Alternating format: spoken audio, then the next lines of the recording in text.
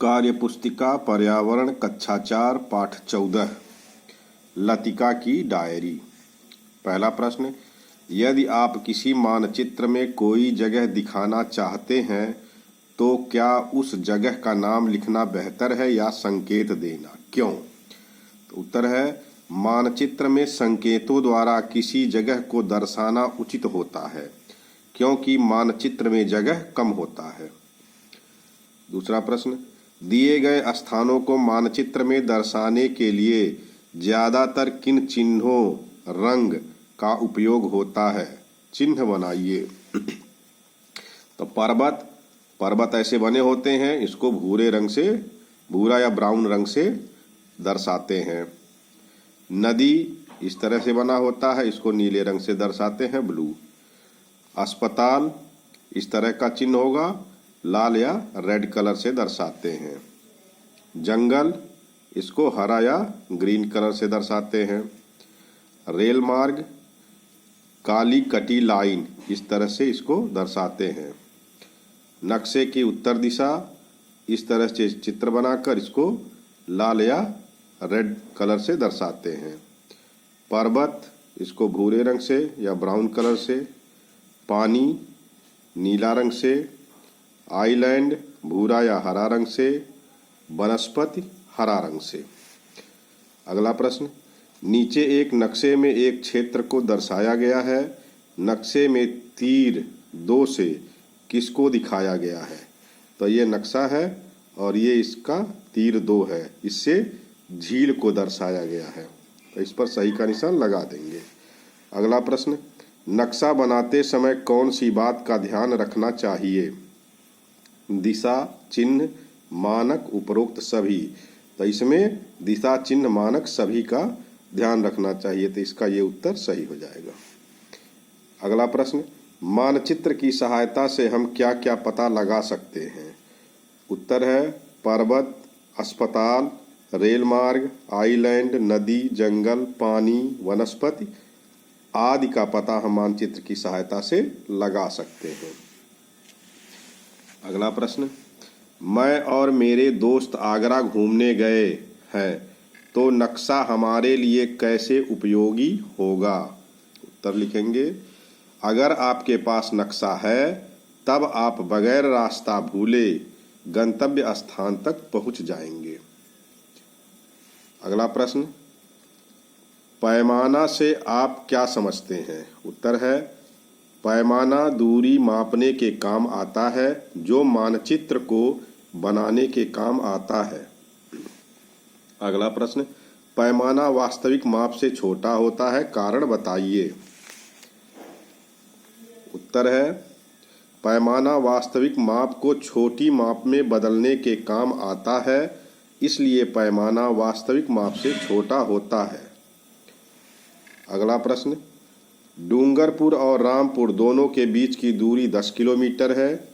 यह दूरी 10 किलोमीटर बराबर 5 सेंटीमीटर द्वारा मानचित्र पर दिखाई जाती है, तो नक्शे का पैमाना क्या होगा? यहाँ 5 सेंटीमीटर बराबर 10 किलोमीटर, तो 1 सेंटीमीटर बराबर 2 किलोमीटर, तो ये उत्तर सही हो जाएगा। अगला प्रश्न, अपने प्रदेश की राजधानी का नाम लिखिए। तो लखनऊ।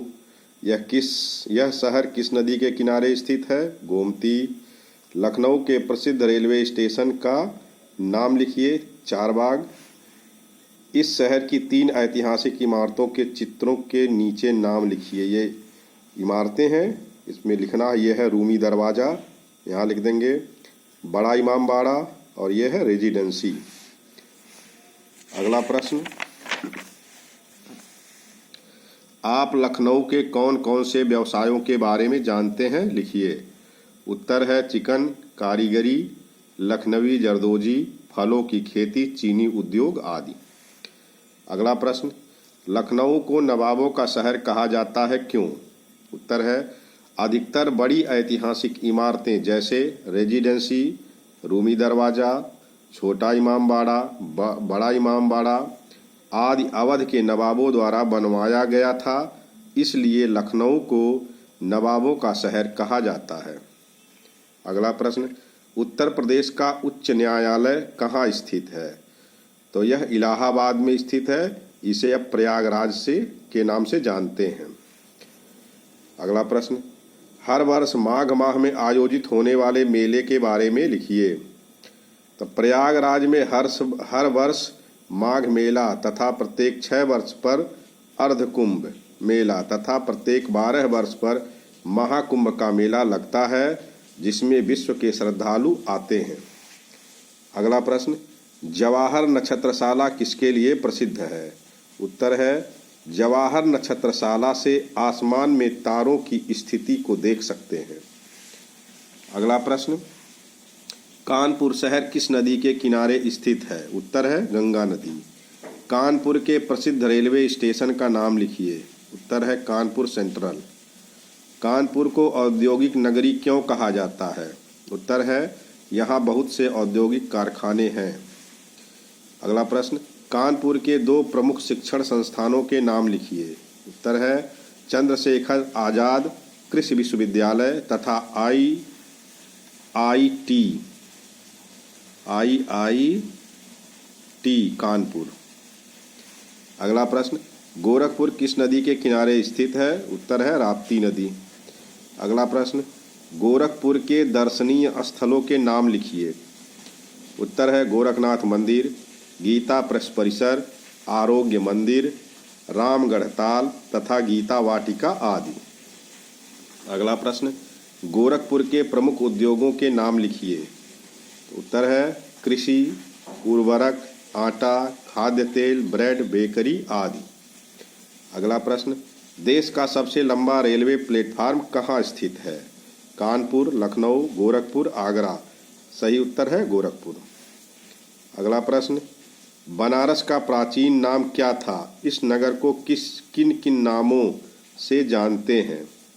उत्तर है, बनारस का प्राचीन नाम काशी था। इसे बनारस तथा वाराणसी नाम से भी जानते हैं। अगला प्रश्न, सारनाथ कहाँ स्थित है? इसके बारे में लिखिए। उत्तर है, सारनाथ उत्तर प्रदेश के बनारस शहर में स्थित है। गौतम बुद्ध ने ज्ञान प्राप्त होने के बाद यहाँ से पहला उपदेश दिया था। सारनाथ में राजकीय चिन्ह संग्रहालय भी स्थित है। अगला प्रश्न, अशोक की लाट राजचिन्ह किसने बनवाया? इसकी क्या खासियत है? उत्तर है, अशोक की लाट को सम्राट अशोक ने बनवाया था। यह 4 सिंह वाला स्तंभ है, जिसमें पीठ से पीठ सटाए हुए 4 सिंह चारों दिशाओं में मुंह करके बैठे हैं। अगला प्रश्न, काशी हिंदू विश्वविद्यालय कहाँ स्थित है? इसकी स्थापना किसने की थी? उत्तर, काशी हिंदू विश्वविद्यालय वाराणसी में स्थित है। इसकी स्थापना मदन मोहन मालवीय ने की थी। नेक्स्ट क्वेश्चन, बनारस के प्रसिद्ध उद्योगों के बारे में लिखिए। उत्तर है, बनारस का सबसे प्रसिद्ध उद्योग बनारसी साड़ी है। यहाँ जरी और रेशम का भी काम होता है। अगला प्रश्न, नीचे दी गई ऐतिहासिक इमारतों को देखकर प्रश्नों के उत्तर लिखिए। तो ये चित्र है, इसको देखकर लिखना है। नाम, ताजमहल किस शहर में स्थित है? आगरा। किसने बनवाया? शाहजहां। दूसरा चित्र, नाम, कुतुब मीनार किस शहर में स्थित है? दिल्ली। किसने बनवाया? कुतुबुद्दीन ऐबक। अगला प्रश्न, मथुरा किसके लिए प्रसिद्ध है? उत्तर है, मथुरा भगवान श्री कृष्ण के जन्म के लिए प्रसिद्ध है। झांसी किसके लिए प्रसिद्ध है? उत्तर, झांसी रानी लक्ष्मीबाई की वीरता के लिए प्रसिद्ध है। अगला प्रश्न, कौन सी इमारत भगवान बुद्ध से संबंधित है? उत्तर है, सांची का स्तूप। अगला प्रश्न, नीचे दी गई तालिका में कुछ शहरों के नाम लिखे हैं। उनके सामने वहां की प्रसिद्ध चीज़ों, इमारतों के नाम लिखिए। तो ये दिया गया है शहर और प्रसिद्ध चीज़ें, इमारतें।